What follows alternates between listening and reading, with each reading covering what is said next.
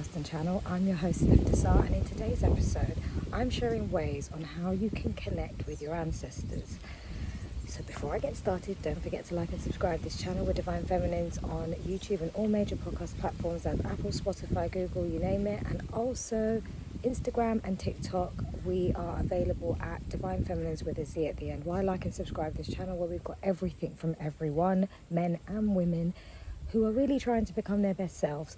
You know, we have empowerment for mind, body and soul, self-mastery, divine feminine, masculine, and balancing those two energies, moon manifestation, energy guidance and portal guidance at those key points in the year. So how you can best navigate and just make the most of that energy to create the life of your dreams. So why wouldn't you want to subscribe? So let's get started. Connecting with your ancestors. This is something that I felt very personal about, and all of my episodes are personal to some extent because they are topics that I really relate to, but this one, it goes a bit more deeper. Right now I'm in Africa, and there is a real reason why I'm here. I've been traveling, so I've not been in the same place. Currently in Tanzania, in Zanzibar, but before this I was in Kenya, in Nairobi, and the reason why I decided to go was because my family grew up and lived there. My parents were both actually born there. They didn't know each other at that point, but they both were born there in the 40s. And I had so many stories about their, childhood, their younger years. And two birds wanted to come and hang out and fight over a bit of food that one of them got. Anyway, digressing.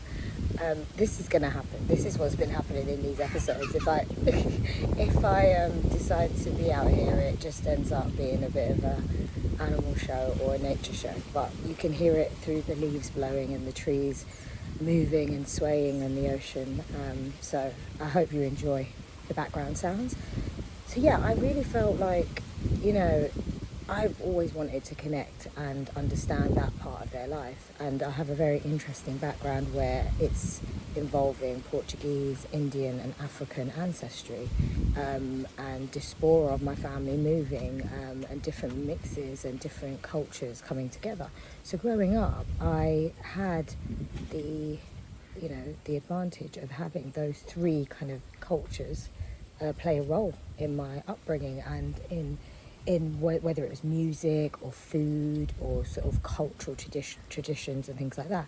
But it's different when you're growing up in Europe and in the UK, because yes, that helps you in some way, but you need to kind of go back to the roots of it. And your ancestors or your elders and your grandparents, parents, grandparents, great grandparents, great uncles, aunties, all of that, cousins and stuff, they help to create that feeling. They help to really bring that energy to you if you're not in the actual place of where these things had taken place, or you weren't there at the point of their upbringing, or when older family generations were in certain parts of the world and things like that. Now, some of you may have this in your family where there's been a lot of movement. I think I've got family on every single continent in the world except for Russia.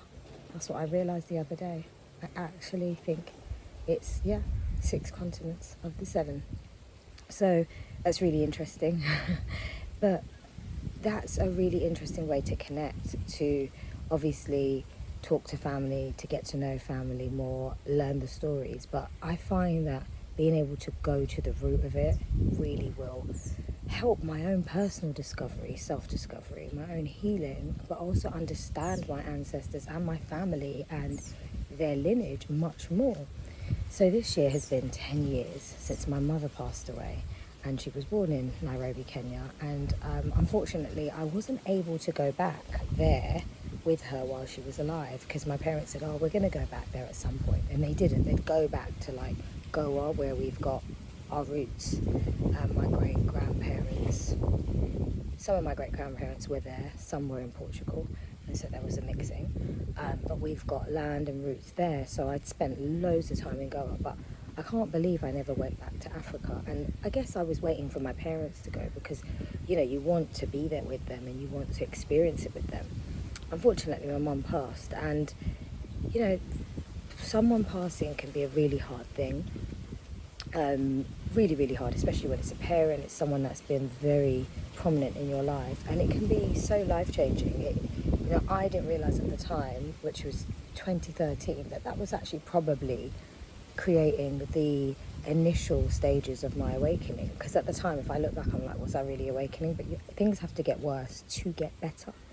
And I truly believe that. So when I look back, I'm like, okay, these things were happening for a reason. Now, it was really hard at the time to deal with the passing of my mother, and I was a very different person then. But now when I look back 10 years, I understand the contract that she had for her own presence here on earth, and the contract she had with me, and why I wouldn't really be the woman that I am today if my mum was still alive.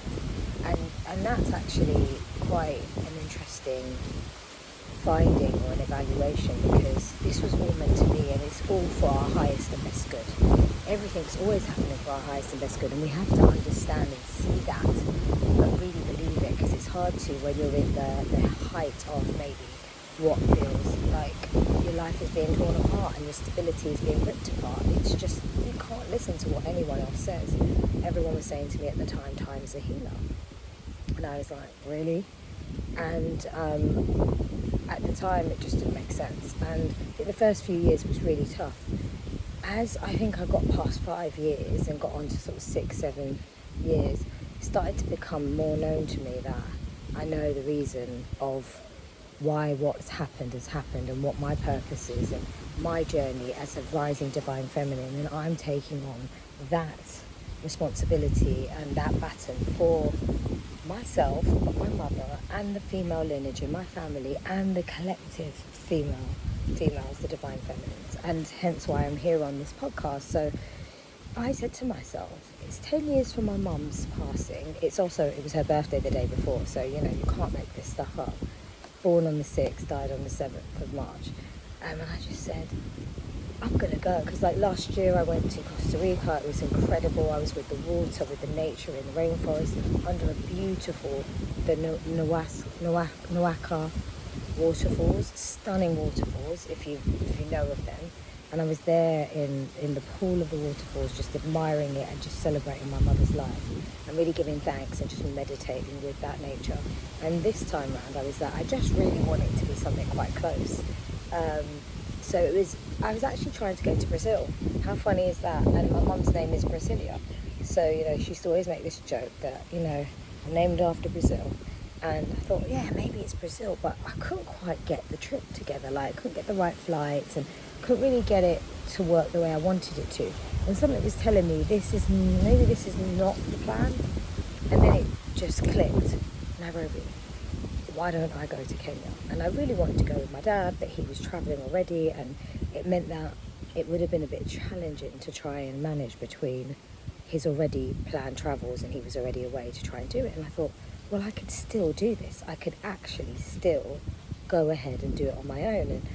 And I'm a very free-spirited person. I'm very nomadic in my ways.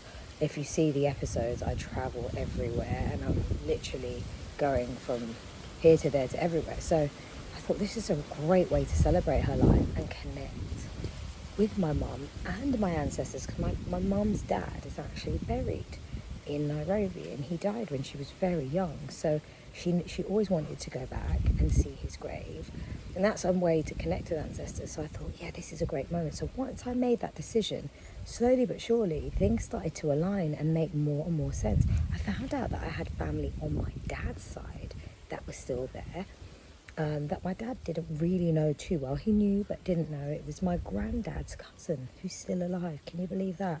He's a bit younger than my granddad, because my granddad would be over 100 now. My grandma, his wife, lived to 100, so she did well, rest her soul. And she lived on till 2016. So I was very fortunate to have that grandparent in my life for so many years, and to learn so much from her, actually, because that was a true blessing, because all my other grandparents had passed, unfortunately. So that was a real blessing for me. And we had a very fond relationship, and I used to spend loads of time and go over to Canada to see her and go on many family holidays with her. So I used to spend a lot of time. So I said to myself, I'm going to go and I'm going to do this. And yeah, found out that, and it just was very strange, because I have a family tree, and I got this email about somebody with the name of my great grandmother. So her name was Stephanie as well. And I was like, wait a minute, they've got the same surname. So I was being shown by the universe that actually there's family for you. And I didn't realise at the time that my dad said to me a few days before coming on my trip, I think it was about a week before coming on the trip actually, and he said, I think your granddad's cousin's there, like my second cousin or something. He's over there, they're in Kenya. And so I checked with another cousin and he was like, oh my God, I spoke to our uncle today. Like, I was like, no way. He's like, yeah, he stays in touch with my dad who lives in Goa. So God bless my cousin, because he managed to make it happen and get the number, and I was able to communicate, and I was able to just make that bridge and be like, I'm your first cousin's granddaughter. And I live in the UK and I'm coming out to Nairobi. And it was amazing because he was like, oh, we'd love for you to come and visit. I'd love for you to meet my children, my family, come over for lunch. And I was like, wow, just in 2 messages, I've already got lunch planned for the second day that I've arrived in Kenya. So this was just amazing. And I think it's really activated so much in me. I got to even find the cemetery that my mum's father, my grandfather, was buried in. And that was so activating for me. And I can't tell you how expansive and how much of a blessing it was. I just felt my angels, my ancestors all around me in this moment, and it has continued to be bringing me like love and blessings and alignment even more. And this is why I really feel, connecting with your ancestors, there's so much to gain from it. Not only can you connect with them and realize that then you're not alone, you're not alone at all, and that they're there, and that you can communicate with them in a slightly different way of them being there in a physical sense. But if you keep your eyes open and you're open with your open heart to connect, you can really feel their presence, and they will come in, whether that's through symbols, signs, dreams. There's so many ways that they will come in. Yesterday I was sat at the pier and a robin came by and just didn't want to move, and he kept flying and coming back and coming back. It was actually quite cute and sweet, and I was like, there's something about this robin. And then I found out that a robin can visit you when it's a past loved one, and I really felt that was my mum, and it was such a beautiful moment for me, and I shared that with my family. So for all those of you that are listening, whether you've lost a parent or a grandparent or someone in your family, or you just really want to connect with your ancestors because you want to bring in healing for yourself and for your ancestors, and I'll do another episode on healing your ancestor lineage. But first, I think it's worth talking about how we connect with them, because in order to connect with them, then we can take it to the next level to start healing within ourselves. As we heal them as well, and that's a very powerful piece of work we can do, and they are there watching over us, helping us, so we can ask for their assistance, and that is just incredible. And if you didn't know that exists, it does, and if you're open to allowing that to exist, then it will come through for you. So ways you can really connect with your ancestors. I thought I'd just give you that background of what really has motivated me to make this episode and to create this episode. I'm going to go through a couple of ways that you can really start to connect with them. Like I said, you can travel. That's definitely one way. If you want to go to lands where they lived or where there's still family, and you can see and witness where they grew up. There could be still family there that can tell you stories and things like that, or you can go and visit landmarks, which is exactly what I did. When I'm in Goa, I definitely go and see certain parts, like my grandfather's house, but on both sides of the family, I'll do things like that. I'll go to certain locations or things like that to really just connect in. You can totally go and do that. One of the most popular ways, and it's a very powerful way to have this continuity of connecting with them, is to create like a little shrine or an altar. And it's not that you're worshipping them like they're a god, but everyone has God in them, God, goddess in them. But it's more of a memorial in a joyful and happy way, where you can have pictures of them, or you can have some things that they've given you, whether it's jewelry or a memento. You can have family pictures, and you can have some crystals, some candles, and it's a very high vibrational space.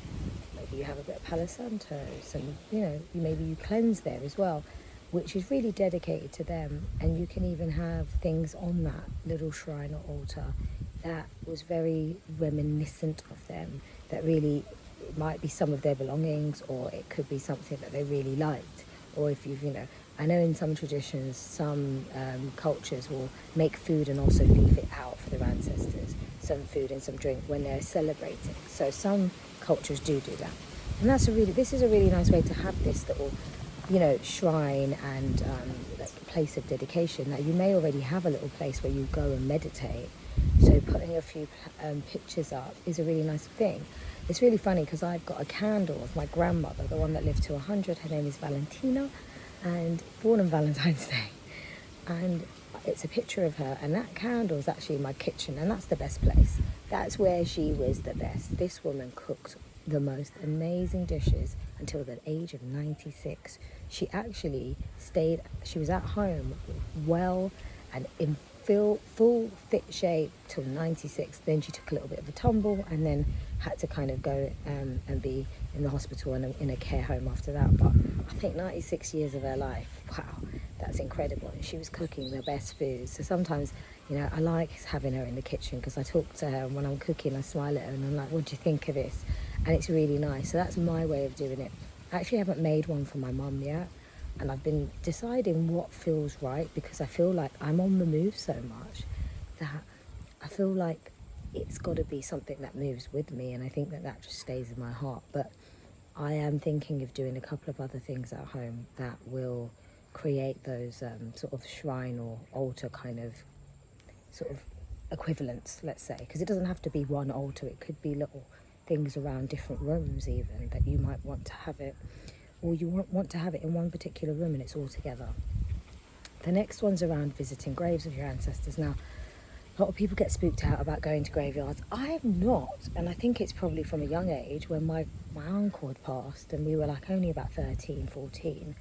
And then thereafter, I used to go with my cousin to his grave loads. We used to make it a little bit of a weekend trip, and we'd go every couple of weeks and we'd do a whole walk into a very, very large cemetery. And cemeteries can be so beautiful, especially on a hot summer's day. When you go in the daytime, such beautiful places, and it's all in the mind really. If you think that it's spooky, then of course you're going to feel scared. So I think I really overcame that, but maybe it's the Scorpio in me that's not too afraid of death and things like that. But going to the graves of your ancestors, loved ones and things like that. Now, what I do is when I am in the UK, I try my best to go on like a Sunday or a Saturday, and it's my little ritual, and I'll do a long, beautiful walk in the area that my mum's buried in, and then I'll go and then I'll see her, or I'll go and see her first, and then I'll do a lovely walk, and then I'll go and like break my fast, get some shopping and things like that, and I make it into a few hours in my afternoon, and that's my day where I'm actually with myself a lot. I'm doing me, but then I'm also spending time with my mum, and it's such a lovely moment. And it's, there's times where I go and I put flowers. You can put gifts and things on the grave. Some cultures will pour some drink, or I sometimes play some music. If it's a lovely sunny day, I literally sit down and I meditate and I sunbathe there a little bit, get some light activation, play some music, have a little chat with my mum. And you might, if you want, you can even take some grass or dirt from there and bring it and put it into a little jar or something and have it on your altar. That's another way of bringing, some of that. Now, some of you may not have the cemetery to go to because you have the ashes, and it might, everyone goes different ways and decides different sort of ways of being buried or cremated. So if you've got ashes, then you could do it in your home and you could kind of create that sense, or you could take it in the garden, or something that will make sense for you. Another way to connect is, I really like this, is hosting a family gathering and bringing the family together to honour your loved ones and have memories.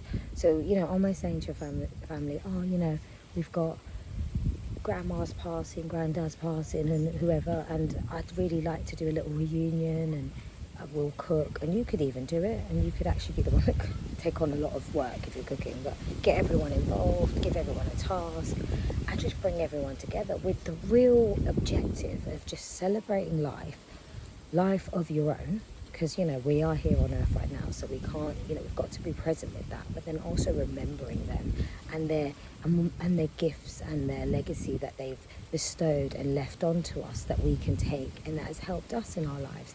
So that's another really lovely way to connect and to bring everyone together. And actually, as a nice spin-off from that, like a continuation, reminiscing with old photos and albums of your family. So if you're doing that kind of get-together, it's really nice to do it like in person and get the photos out and talk through stories and things like that.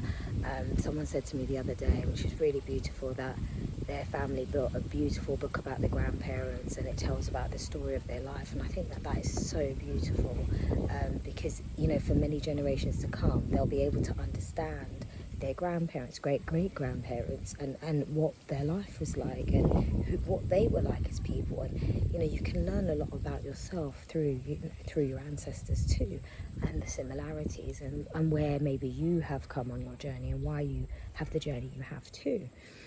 And, you know, as you're looking at photos, say like you're doing it on your own, you can also talk to them, you can just sit with them, meditate with those photos. But it's really nice when you do it with family as well. I recently, because I've been traveling and it's my mum's anniversary, we have a group chat, and we were just doing loads of sharing of pictures of my mum and music that she liked, and it was really lovely. It brought a really nice vibe for the day of her anniversary, and we were just very connected through sharing pictures and music, and I really enjoyed that. You can also look to craft together. So were there things that your ancestors liked doing? I know my grandma and my mum loved cooking, loved knitting and crocheting. So are there like activities, even it could be a sport, that they liked doing and that you enjoy as well, and that you could do in memory of them, and actually knowing that as you're doing it, they're there with you? Like I said, in my kitchen, I've got a candle of my grandma. And when I'm cooking, I just really feel like I'll look over and I see her there, and I'm like, yeah, this is going to taste really good. But it's a very meditative task when you're cooking and you're in the moment and you're present. It's really lovely. It really centers you and makes you very present. So it's a really lovely way to be with your ancestors. And even when you're eating the food, you know, there's a joyful moment of sharing and experiencing those activities together. Even though if they're not physically there, they're there with you in spirit. You can also even create like a tea blend. So are there herbs and, you know, fragrances and spices that they really liked, and that you could make your own sort of mix of teas? Because you can mix lavender, chamomile, spices, cloves, cardamom, to make a tea blend that really gives an aroma and a feeling of home and a memory of them. And actually you could then, you know, create your little tea blend and serve it up and drink it and meditate with it, sit with it, just really, as you're having this and consuming it, really feel the presence of them there with you. And remember, as I'm mentioning all these ideas of how you can connect, these are moments for you to also thank them, ask them for help, ask them to give you clarity and support if you need that in your journey. This is not just connecting and then, oh, I've connected. It's connecting and really creating some continuity with it. And you can continue to do this. It doesn't have to be on a set day at set times, just when you're feeling called, or you might want to have set days and set times, but don't feel like it has to be a regimental routine and it has to be done a set way. It's whatever you feel aligns for you. You can even write letters, and I always talk about journaling. You can even write what's on your mind that day, where you need help, what would they do in your situation, and you can actually write it in a journal. You can even ask and call them in to bring in messages, signs, answers to help you better understand, you know, how to navigate, or what wisdom they could bestow on you in that moment. You might just want to say, you know, your gratitude, tell them the updates and what's been going on in your life. It's a really nice way to connect with them. Another one is my favourite, is really connecting and researching the lineage. I've got my family tree on genie.com, and it is massive. I can't believe how massive it is. It goes to like 15 times cousins removed or something like that. It is crazily big, and I'm very grateful for my aunt that set it up like maybe a good 20 years ago. I think she set it up, or 15 years ago, and it's really, you can build on it. And we've even just got the free version, but there's so much in that version that you can just add and then track and then invite other family people in, and everyone can log details, information, and help to add people into the mix. So doing this is really great, but you can also research with using archives, speaking to other family members, building this history and this capturing of everyone's story as much as you possibly can, and a way of documenting it so it can pass down to other generations going forward, which is really lovely. And dreaming with your ancestors, you know, you can definitely bring them into your dreams. Now, you may have had them in your dreams many a times, but you can consciously ask them to visit you in your dreams. You can do that through your meditation or just before going to bed.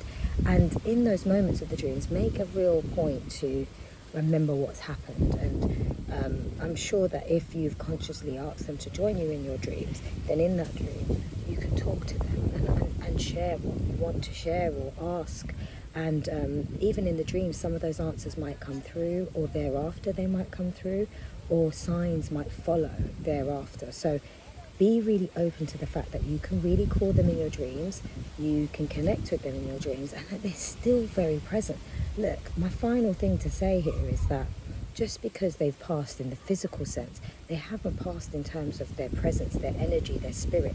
They still live on. They live it on through you and through your family, and they are here to help and support you. And it's very hard, like I said at the beginning, to lose someone, and we can feel this massive feeling of loss. But when we realise that actually we haven't lost at all, and that we've gained a whole energetic, archangelic support system, and there's a big support system behind us, we can really, really, really benefit from it and feel supported and guided throughout that. And I've had so many moments where I can't even relay them back, because there's just multiple moments where I'm just like, I know that that was my mom, or I felt that that was my grandma. Sometimes it's just her name coming up, but certain things happening, and I'm like, you're watching over me, you're helping me in these moments, and I really am grateful. So with that being said, I hope that this episode helped you, and I hope that maybe you'll be able to try out some ways to connect with your ancestors.